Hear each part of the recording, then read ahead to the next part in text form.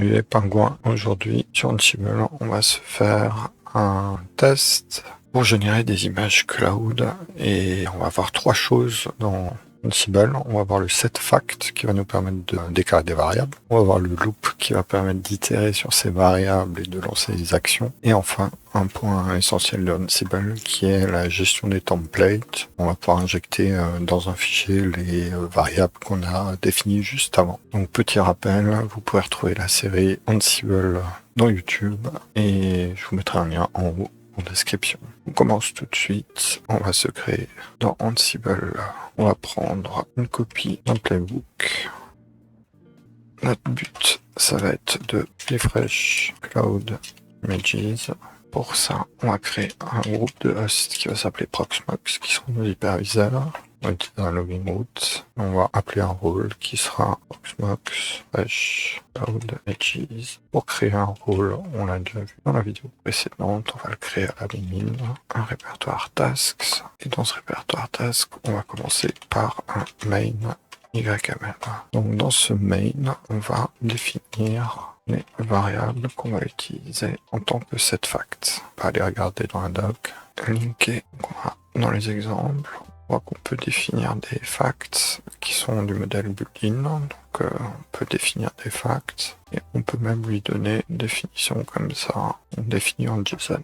On va utiliser un mix un peu des deux. On va faire un setFact. On va lui donner un nom de variable, on va faire all images et on commence par donner la première. Donc la première, on va l'appeler Debian12.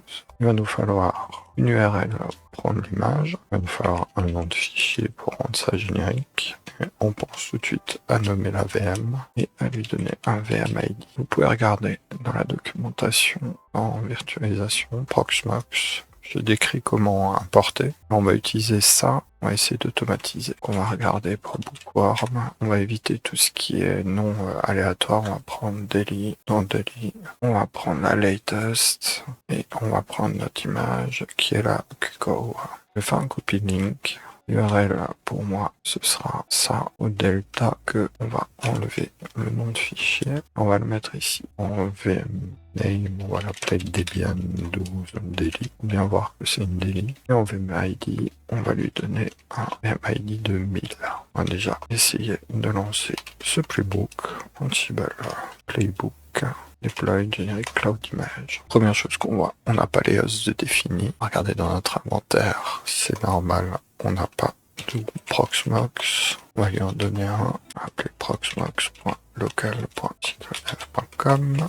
On va essayer de le lancer en lui spécifiant du coup l'inventaire. Il a réussi à se connecter, donc ça veut dire que l'échange de clés a été fait entre le user que j'utilise, qui est là, et le compte route sur la machine. On va rajouter un step, on va appeler ça debug, on va lui donner un debug et son message.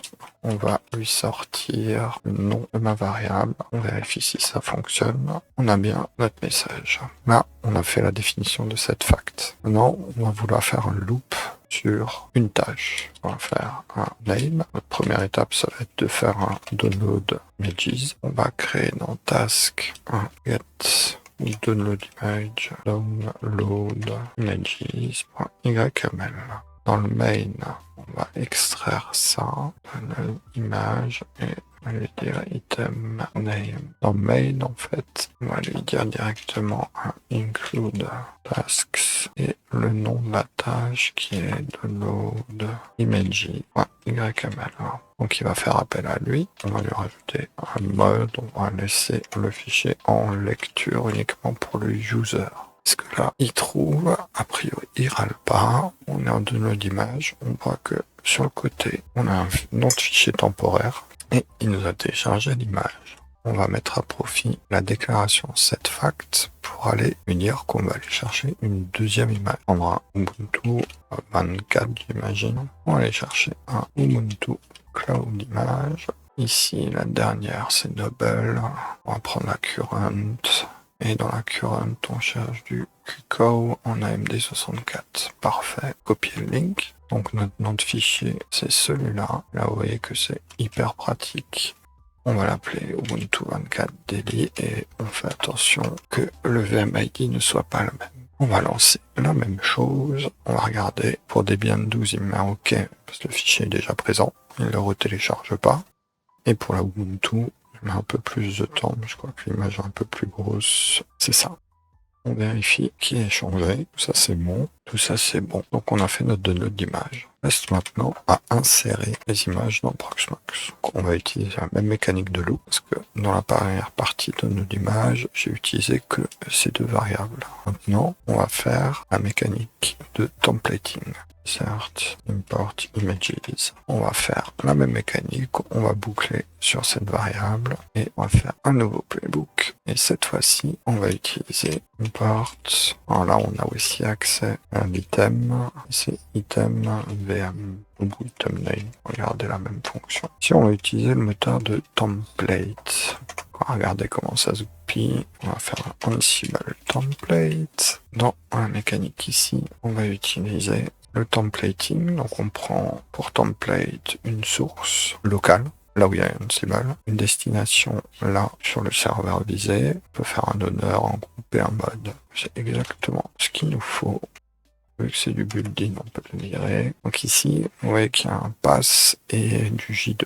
Si dans le rôle qu'on a, on crée un répertoire templates et qu'à l'intérieur, on met un fichier import images, une lib de templating en Python. Ici, on va récupérer le script qu'on avait fait. On va pouvoir modifier des valeurs. Dans notre mail, on a toutes les valeurs dont on a besoin. C'est un peu de place. Le VMID, ID 1000, on va la remplacer par la valeur qu'on a dans VMID. Ici, on va donc utiliser le même format que dans le playbook, VMID. On remplace tout. Ici, on voit qu'on a le nom du fichier, mais le nom du fichier, nous, on l'a rentré dans file. On va mettre du file. Qu'est-ce qu'on a encore à changer? Encore le name. On va devoir changer qui est le nom de la VM et nous, on l'a stocké dans VM. A priori, tout changé. Non, on n'a pas tout changé. En description, on le voit un peu plus loin. On va mettre aussi le nom Cloud Template. Alors, on va ajouter Daily, comme on tape dans les répertoires de Daily. Ici, on a donc notre template. Import image J2 YML.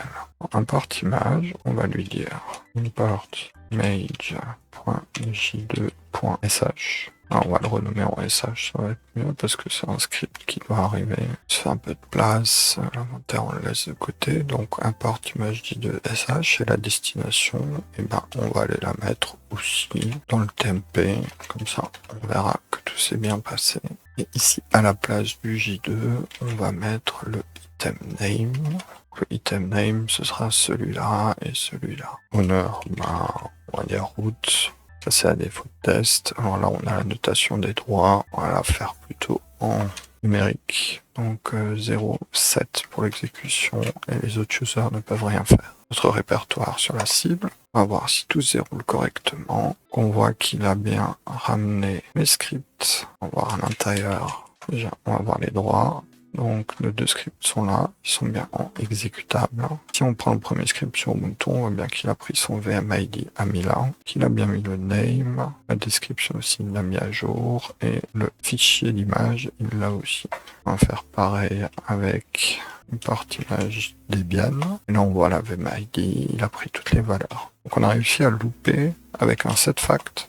On a réussi à louper à l'intérieur. Il nous manque une étape maintenant, c'est dans import image. On va rajouter une étape pour exécuter maintenant dans la foulée ce fichier. Exec script. On va lui dire que c'est le module shell et que on veut exécuter ce script là. Donc on va se garder le script ici. Donc dans un premier temps, il va créer un VM. Il va importer le disque, il va setter tout ce qui est driver avec les disques, il va sélectionner le bout de disque, il va dire que c'est du local cloud init sur un lecteur CD, plus les settings derrière. On voit aussi qu'à la fin, on a déjà fait un RM qui va supprimer l'ISO. Donc on va aller se démarrer l'hyperviseur. On voit qu'on n'a aucune VM et on va lancer notre inventaire. Les fichiers, il les a déjà. Il va faire l'import de Debian.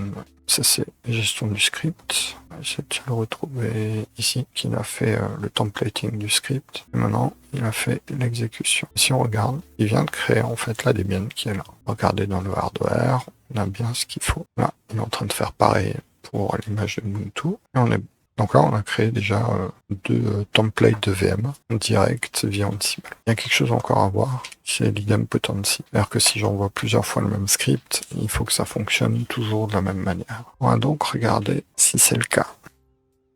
Donc là, on devrait rien voir de particulier. Il est obligé de redownload l'image parce qu'en fait, on a fait la suppression de l'image disque. Pareil, hein, il a poussé le template. Peut-être porte script plus clair. Exec script. Je vais rajouter son item name aussi. Ce sera plus parlant dans les traces d'exécution.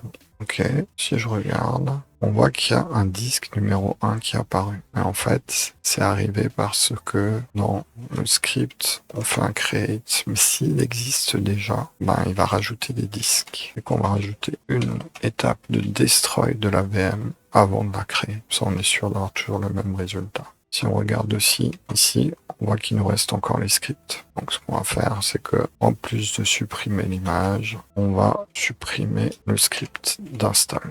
On peut se relancer ça. Donc là, ce qu'on veut éliminer, c'est cette partie. Il nous fait le download des images. On y est presque. Il a terminé de faire le script. Alors on peut tout de suite jeter un coup d'œil. Normalement, on ne devrait plus avoir. Donc le import image Debian est parti. C'est bien le RM qui a été fait. Je regarde dans l'hyperviseur. Ici, on ne voit plus le hard drive qui traîne. C'est pareil pour le script en Ubuntu. Là, on a réussi à faire fonctionner et le setFactCell pour lui donner les différentes variables. Là où c'est puissant, c'est que si je vais dans l'inventaire, que je rajoute par exemple un autre hyperviseur, toujours un Proxmox, là on voit on n'a aucune VM à l'intérieur. L'échange de clés a déjà été fait. Si je rajoute l'hyperviseur qui est là, je vais pouvoir enchaîner sur les deux hyperviseurs pour créer mon templating de VM.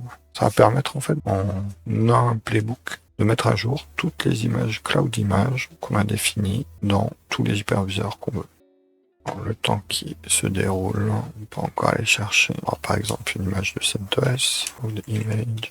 Alors, prendre sa main. On va profiter de voir que le playbook s'est terminé. On va regarder dans notre hyperviseur, on a les deux images Debian et dans l'autre hyperviseur, on a aussi deux images Debian. Donc on a réussi à faire notre script de refresh. On va encore rajouter la version donc avec 64. Alors, je vais en prendre une au pif. On fait un copy link, on duplique. C'est du CentOS 7. On va splitter comme on l'a fait, c'est-à-dire d'un côté l'URL, de l'autre côté le nom de l'image. Ici c'est du CentOS 7 et on n'oublie pas d'incrémenter la variable du VMID. On rejoue la commande. Et là, on va voir apparaître dans l'hyperviseur numéro 7 et l'hyperviseur numéro 2 nos trois images. Donc il commence par faire le DL de Debian sur les deux hyperviseurs. Ensuite, il a fait ça sur la Debian. Il va télécharger le suivre en direct. Là, il a fait nos deux images. Maintenant, il fait celle de CentOS 7 qui devrait remplacer ce fichier-là. Ok, donc il l'a bien vu. Il l'a fait sur un hyperviseur, il l'a fait sur le deuxième. Et maintenant, il va importer, il va poser les scripts Debian sur les deux hyperviseurs. Il va exécuter, ça va destroy la VM, la recréer. Donc il fait ça pour Debian 12. Proxmox 2, c'est fait. Il est en train de le faire sur le 7. Donc il l'a fait pour le 7. Il le fait pour le Ubuntu. On l'a pour les deux.